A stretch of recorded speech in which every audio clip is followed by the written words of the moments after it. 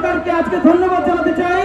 আন্তর্জাতিক বহু চক্রান্ত ষড়যন্ত্র, দেশি বিদেশি ষড়যন্ত্রকে উপেক্ষা করেও তারা আন্তর্জাতিক অপরাধ ট্রাইব্যুনালকে স্বাধীনভাবে রায় দেওয়ার পরিবেশ তৈরি করে দিয়েছেন। আমরা এই পরিবেশ কিয়ামত পর্যন্ত বাংলাদেশে চাই।